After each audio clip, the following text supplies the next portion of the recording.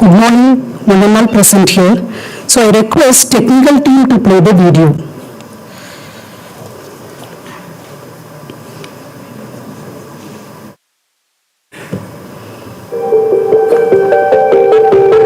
It was past midnight.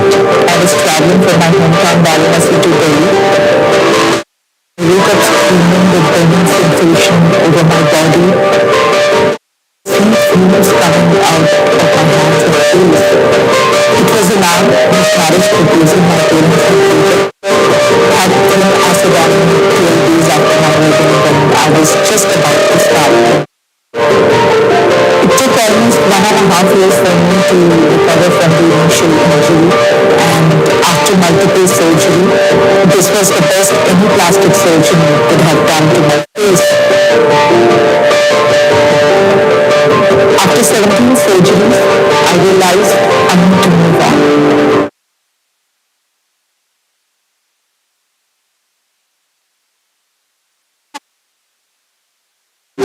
Why does your mother look so different, but I don't see it? Initial 2 years were very difficult for me and my husband. There were times when I just wanted to push him away because I didn't wanted him to suffer along with me. The only thing which kept me going through all pain and frustration was the faith of my family in me, and I just couldn't let them down.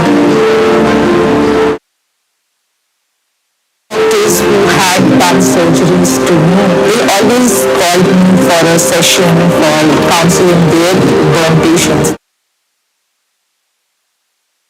Most of the burn patients and acid attack patients are from underprivileged background. I always used to tell that madam आपका तो family support करता है, आपका family could afford the surgeries but not ours. And that was the reason I started at the Jeevan. With the help of my family, friends, and a lot of plastic surgeons, they provide relief to all the acid attack and burn survivors. Apart from that, we also work on rehabilitation to provide them education and vocational trainings to place them back into the industry. And for the patients who are not able to do a 9 to 5 job, we provide them skill training so that they can make handicraft products from home and find a livelihood for themselves. मैंने submit कर करना है मैं lemon tree में finance department में जो subject appropriate player में काम करती है ये प्रज्ञान से वजह से मिली है उन्होंने मुझे यहाँ पर रेफर किया था यहाँ का वर्क कल्चर बहुत ही अच्छा है जिससे कि मुझे और कॉन्फिडेंस मिलती है और मैं अभी इंडिपेंडेंट हूँ It's not just women who are attacked. There are men, children who are victims too. And this is what I do. It is just that you need to believe in yourself and move on. So you can achieve anything you want in your life. And with the survival I have met till now, it has always proven true. Because the will to live, survive and thrive against all odds is a human thing.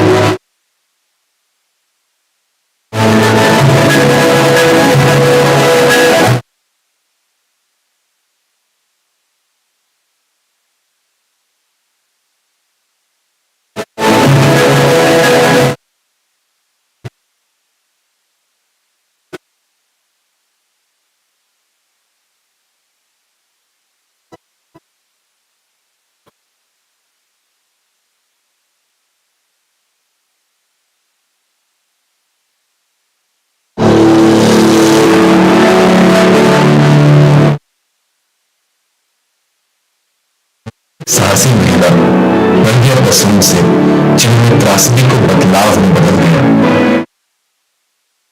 हमले से बचने के बाद उन्होंने अतिजीवन foundation की स्थापना की जो सर्जरी और उपचार के साथ ऐसे अटैक सर्वाइवर्स का समर्थन करती है।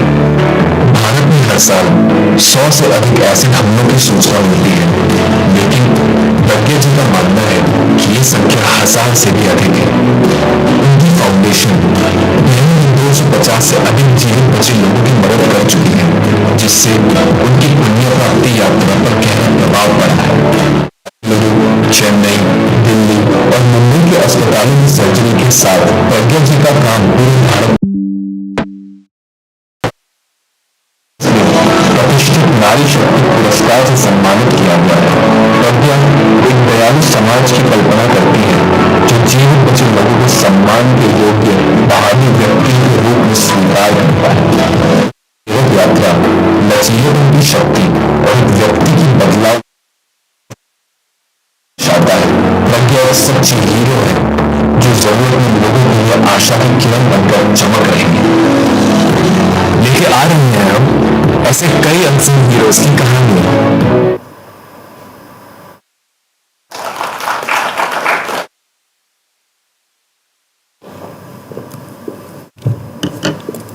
I request our dignitaries to come on dais.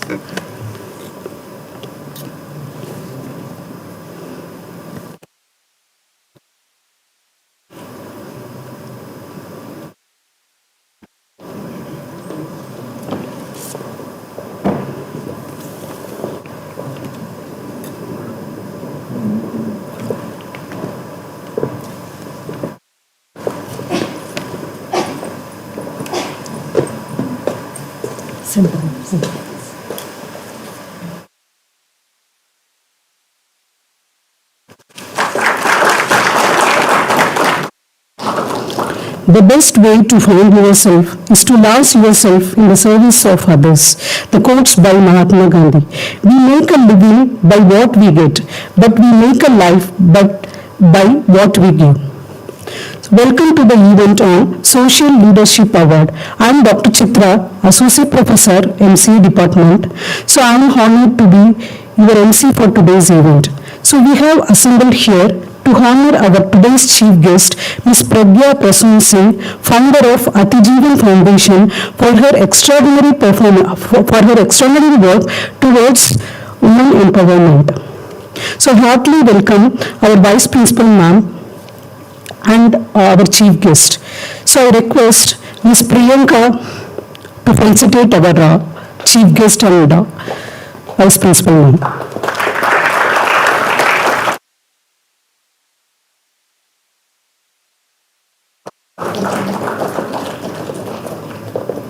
Thank you, Priyanka. So now I request Ms. Hari Lakshmi to introduce our esteemed chief guest.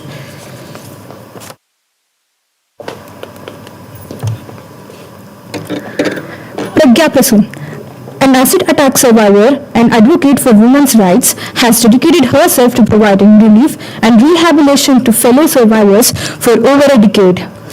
She collaborates with doctors and hospitals nationwide to ensure they receive quality medical care. Pragya also offers personal counseling and works towards creating sustainable income sources. As the founder of the Atijeevan Foundation, she goes beyond surgeries, training survivors in craft and vocational skills, and raising awareness about burn-related issues. So far, Atijeevan has the opportunity to rehabilitate over 500 survivors.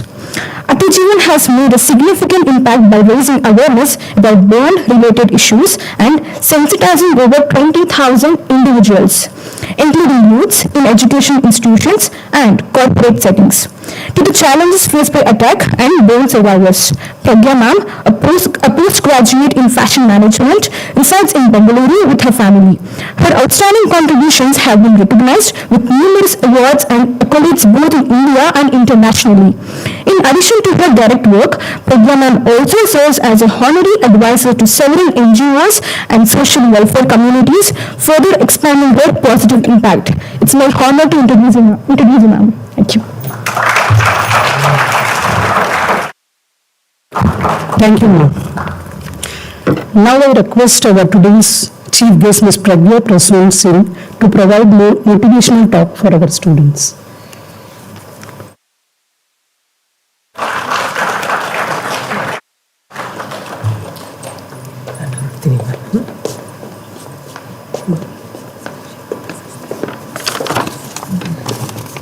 Good morning.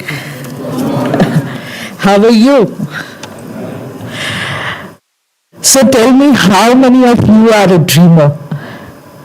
Raise your hands. All of you are a dreamer. Who are not a dreamer? how many of you think that you can fulfill your dream in your life, what you have thought of? Why? Why not more hands? Where is that doubt? Don't you believe yourself? Every day, I want you to hold your hand here and feel and say to yourself that whatever you have dreamed of, you will fulfill it in this lifetime. And that's what I do. I tell myself every morning when I wake up, this is my target, this is what I want to do, and this is what I'm going to do. Nobody else can dictate my life at all. Right? So, all those stories and, whatever, everything about me today, right? And I just want to share 3 stories with you from where I got that motivation and gratitude of every breath I took after what happened to me. When I was attacked, for the initial treatment during my burn injury, I was in a government hospital for more than 3.5 months. That was in 2006, in the month of May, June and July. I got discharged on 14th of August, and next day we celebrated Independence Day. I also celebrated my independence from the hospital.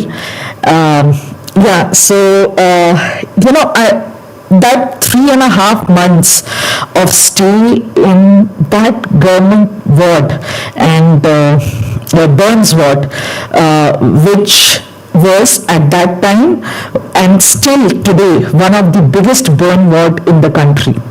That time they had 75 beds for burn patients and 12 beds for severe, 12 ICU beds for severe burn patients who were very critical. For my initial 17 days, I stayed in that ICU. I couldn't speak because they had put a pipe around my neck. Inside they had put a hole, and because I was not able to breathe with my mouth and nose, so I couldn't talk. But I used to write and ask, what is happening, when I am going to get discharged? Hardly I was aware that this journey and this treatment procedure is not going to end at all.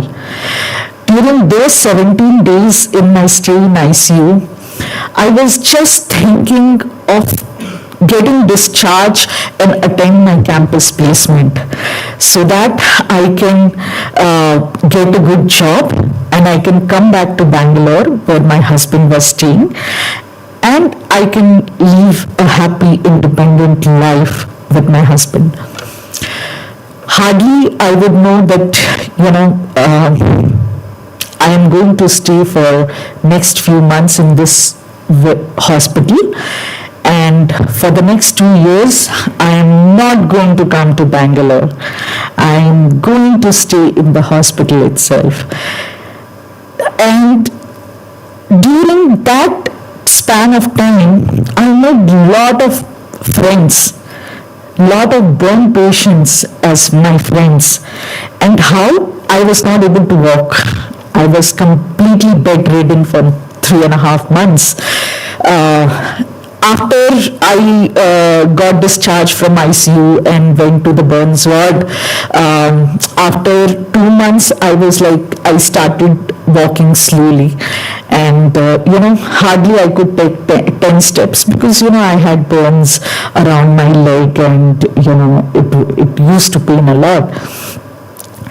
But seeing all those patients who were younger to me, who were, I was so surprised that, how they are getting born and why they are not recovering from their injury. And I used to question so much to those doctors, and they were really annoyed with my questions because, in that whole 75-bedded burns ward, I was the only one who used to question those doctors that what are you going to do next? Why my injury is not healing? Why why you are putting this ointment on me? Why it is paining every day during the time of dressing? And other patients were just in pain, crying, screaming, and sleeping all the time, not eating. Then, doctors were initially annoyed, but, they also saw a hope in me. They saw that, I want to recover from this. And rest of them, they don't want to recover. They just want to end their life. And that hope made them realize that, they should also work hard to help me recover from this injury. And they started guiding me. In 2006, there was no Google. I had that Nokia phone, so I couldn't, take even photos, Nokia 1100. So I couldn't take any photos or see anything. They used to guide me that, Pragya, you need to eat good protein-rich food. And if you really want to recover, you need to go for dressing every alternate day. That dressing was like, somebody is peeling off my skin while I'm awake. It was so painful. But I went through all those dressing every alternate day because I wanted to recover. I wanted to go back and attend my campus placement, get a good job, and return to Bangalore. That was my focus. And all these things in between never bothered me at all. Because my focus was to recover from this injury and start my new life, an independent life. That's all I wanted to do. And during those time, I met one girl. She was of similar age. I was 23 years old, and her name was Manju. She got burnt while she was making tea for her, father-in-law. She was also newly married, just 3 months before she got married, and all this happened to her. And while my injury was over my face, chest, back, and hands, her injury was only around her chest and hands. But what I could see in her was, there was no hope of recovering. She had already given up on her life.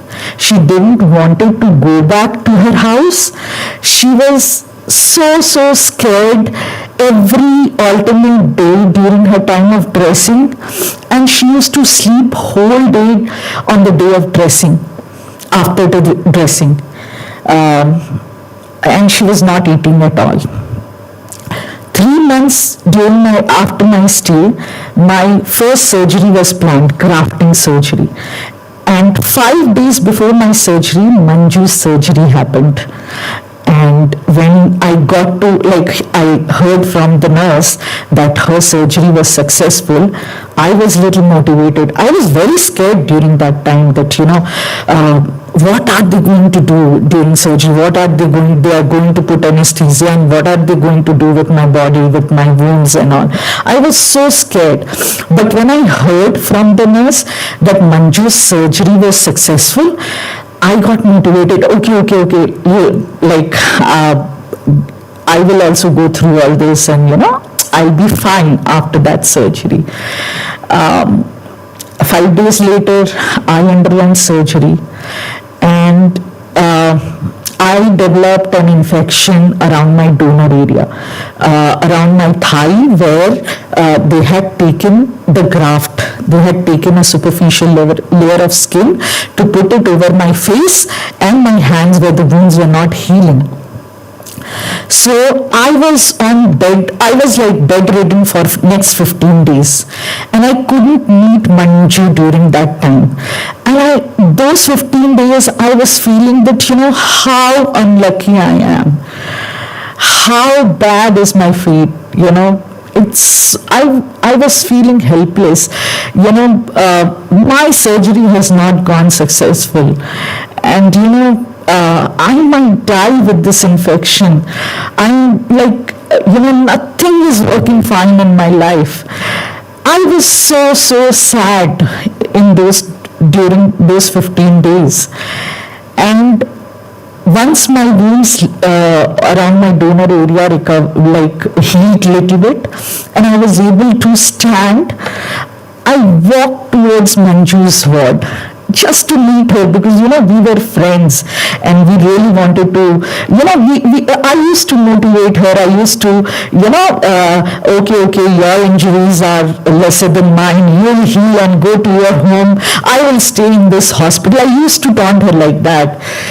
And when I went to Manju's room after 15 days of my surgery, I saw someone else on that bed, and I was shocked. Shocked, surprised. It was like, I thought she might have recovered and she might have gone home, but she never met me, came and met me. I was like, how is she? We were friends for three months, we shared all our pain, we shared our thoughts, everything, but she never met me. Then I went to nurse station. I called the nurse and asked her, where is Manju gone? She never came to meet me. And she told, you don't know, she died 5 days after her first operation. I was speechless. I was shocked. Rather than mourning for her death, I thanked my God to help me go through those 15 days and recover from my injury. Rather than mourning for her death, I started feeling gratitude for my survival. And it was, and from there onwards, I have been always thankful for what I have in my life. Rather than seeing the glass half empty, I have always seen my glass half full. Rather than cribbing for what I don't have, I have always been thankful for what I have. Cut short, in 2019, I got a call from a boy called Hatim. He was staying in Bangalore, and he was basically from Tumkur district. And he called me over the phone. He told me that, I am a banking person, and I do this, everything. And then he told me that I was acid attacked 1 month ago, and I'm in hospital. I lost eyesight of both of my eyes. I cannot see. Can you help me? And I told, yes, definitely I am going to help you. I have helped so many patients. I was so confident, and I told that, you go to, I will send you to Chennai, Shankar Nethralaya, I will send you to Hyderabad, LVPI. We will fix your, situation. We will see that, how can we recover your vision in either of your eye where there is any possibility, so that you can go back and join your work. He got excited. He was very happy that, this would be a great help for me, Pragya. Thank you so much, ma'am. All these things. And then I sent him to Hyderabad, LVPI. There I spoke to the doctor. He told me there is no hope for his vision because his optic nerve has completely got damaged. Then I was still hopeful. I sent him to Shankar Nethralaya. There, one of the doctors, she told that, we might have to wait for 6 months to see if his optic nerve heals, and then we can see how we can operate him and, get some, little bit of his vision back. During that time of, when he came back, he was so, hopeless that, he didn't want it to do anything. He told that, how can I wait without vision, for 6 months? Do something, Pragya. And I told, see, here I am helpless. If the doctor has told you need to eat good food, protein-rich food, you need to do certain exercises, and you need to go back after 6 months, that's what we are going to do now. And you need to take care of yourself now. And he told, I cannot stay 6 months without vision. And then who threw acid on him? His ex-wife threw acid on him. And then, 6 months, within 6 months, COVID happened. And we all were confined to our home. So his treatment also stopped. After 6 months got completed in the month of March, then only COVID happened, and then we were just dragging. Hospital was not doing any surgery. Doctors were not coming to hospital. How can we get his treatment done? I asked him to wait.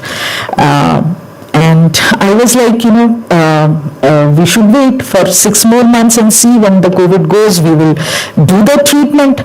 And in the month of May, I got news from his brother that he committed suicide. That moment, I felt helpless. I felt that I have failed him. It's very good to share your own success stories, but I want to share my failure stories because those were the biggest learnings of my life. I realized that whatever happens, when I am committed to someone, when I have given someone little bit of hope, I am responsible to take care of it. I did not spoke to him for almost 2 months during the time of COVID. February he came back. March, April we hardly spoke, and then I knew that it will take few months for COVID to go, and then we can go back for doing more surgeries. But I failed him. And I cried. I cried the whole day, and I told myself that I am not going to miss anyone who is in distress to taking their calls or addressing their issues, problems. And that's when I started counseling sessions for all our patients. So we started online counseling, and all of them regularly were in touch during the time of COVID with us. For the 5 days, Monday to Friday, every evening we will have interactive sessions, counseling sessions with all of them, just to ensure that they are not left behind in their bad times. Coming to third story, in 2019, one of the girl from West Bengal, she got married, and I was so happy. She's an acid attack survivor, and she got married. I got her placement in an e-commerce company, and she was working fine. She was very happy, and I was like, okay, my job is done for her, and let's move on to other patients. And then COVID happened, 2020. She had to struggle during that time, and by the end of 2020-2021, she lost her job, and she was pregnant. I was sure that she is happy, she has her husband, she has a job, she's working from home, she's completely happy. So I was working on other patients, and I don't know what happened. I don't see WhatsApp status and all. One fine day, I just happened to see WhatsApp status, and I saw her status saying that, in Hindi, खुदा मुझे बचा, ऐसा करके कुछ. Then, God save me, and I just felt like calling her. And when I called her, she started crying. She told that my husband left me, abandoned me. I am 6 months pregnant. I don't know what to do. I lost my job. And today I was about to commit suicide. I got your call, and I don't know what to do. I'm just sharing with you. And she was in West Bengal at that point of time. I was like, something in me felt that, I'm, stepping every time I'm reaching so close to death and I'm losing people. Today I'm able to grab someone just before she was, about to commit suicide. And she might have not, I don't know. But that day I told her, you have to come to Bangalore, I'm getting your tickets done. She came, she started with her job here, and till that time I took care of her. She's still staying in Bangalore, happy. She has a 2.5-year-old son, and she is happily staying here. What I learned from these three, incidents, what happened in my life, that, you cannot take your life for granted, and you cannot take anyone in your life for granted, right? If you are committed to any job or any work, any social cause, any issue, you should be committed about it for 24/7. You cannot COVID, no matter COVID comes, no matter, you are ill, you are sick, you have to be there 24/7. And, that was my greatest learning, with these three stories and with these three people in my life. Yesterday also I spoke to that girl, and she is happy. She is happy. Now she wants to move to Mumbai because she has more good opportunities there, and so probably in next 1 or 2 months we'll find a very good opportunity for her in Mumbai, and she'll move to Mumbai. So I'm happy for her, and I am happy that, I have understood my purpose. I have realized what I need to do. I have understood what my responsibilities are. I cannot take things for granted. My attacker, who threw acid on me, threw acid because I rejected his proposal. My family rejected his proposal. And I would say that, he was also, of course, a big learning in my life, but I have learned one thing from him, a very, very crucial thing from him, that I cannot lose my temper. You know why he did? He did because he was angry. He was angry that I rejected him. My family rejected him. And in that anger, he threw acid on me. No matter after that he, regrets or whatever he does, my life changed completely, right? And I learned from him that, I cannot lose my temper no matter what happens around me. And before I was like, this incident happened with me, I was like, very short-tempered. And my family knows how angry I used to become in those small things. I have 3 siblings and I used to, shout at them, scream at them. With the smallest of any mischief they do with me.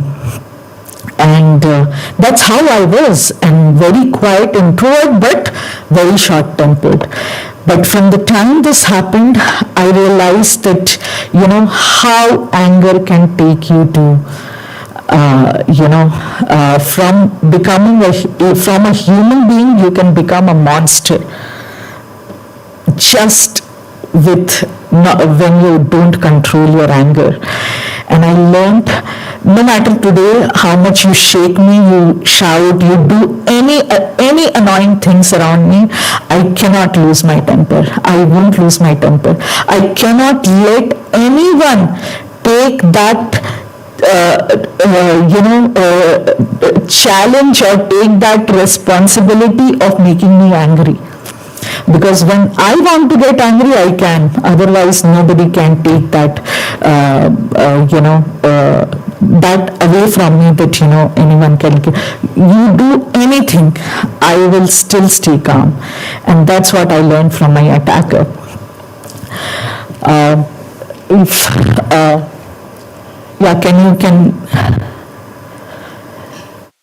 Can you go to?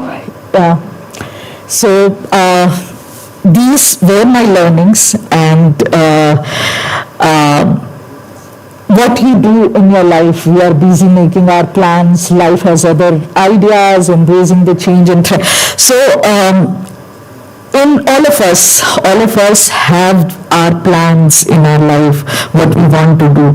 But I don't see that all of you must have dreamed of doing MCA, right? All of you are MCA students, right? Have, like, from childhood, have you dreamed of doing MCA or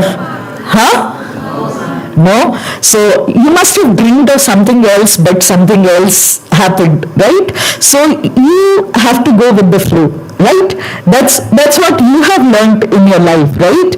And that's how you have come here, right? Today in this college, in this campus, in this course with me, talking to you and giving gyans, right? So I also planned a lot of things for my life.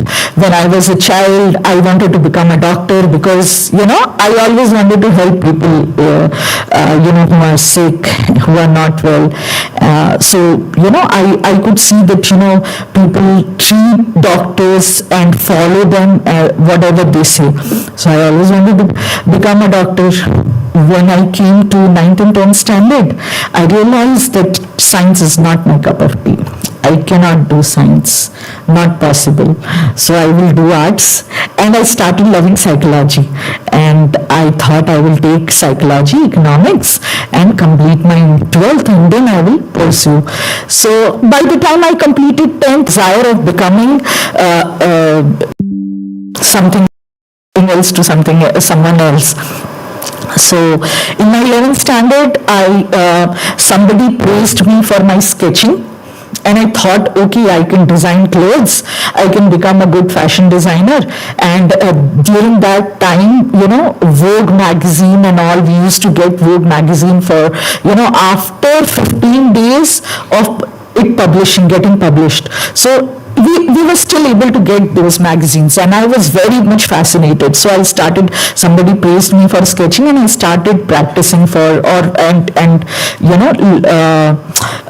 preparing for NIFT. I gave my exam, NIFT exam and graduation, like undergrad exams. So I did not went through the entrance exam of NIFT. So, but I got selected in my in Banaras Hindu University for graduation. So, my parents told that you complete your graduation, then you think of something else, what you want to do. So I completed my graduation. During those years of, my graduation days, I started loving economics and I wanted to become an economist, So I was so, this thing, and I wanted only to go to Delhi School of Economics. That was my dream in my third year. When I gave the exam, I did not went through that exam, and I was not selected. So I also gave fashion management exam, and I was selected there. So I told, okay, my that dream is coming true now. Now I can do my fashion management and pursue my career in fashion. So okay, I completed my management in apparel management, and I was just about to start my career when all these happened. And my life took a complete turn where, I was into treatment. I underwent 17 surgeries, and, after 2 years of my treatment, I realized that my face is not going to change. I'm going to look like this. No matter how many surgeries they do, I am not going to look normal. And that was the time I told my family that I don't want to go for any further surgery. Yes, I stopped my treatment. I took a call, I told myself, and I told my family that I don't want to go for surgery. I want to go and do something productive, because I was fed up of staying at home, recovering from one surgery, going for another surgery for those 2 years. And I was fed up of, no more hospital smell, no more hospital, going to hospital and all. So, but life had other plans. When I went back to my faculty and I asked her that, Ma'am, I want to, go for interviews, and, I want to go for a job. She was the one, she told me, Pragya, you still need so many surgeries. Why are you take break, you take some more time, and you come back after some time. I told, no ma'am, I really want to go for doing something productive, and please find some opportunity for me in Bangalore. And she told, okay. She sent me to 3 places, meeting her own friends and people who were into garment industry. And I was rejected everywhere. I was told, some told that, after seeing me, some told that, cannot take, I don't know, I'm not sure if somebody else will get infection.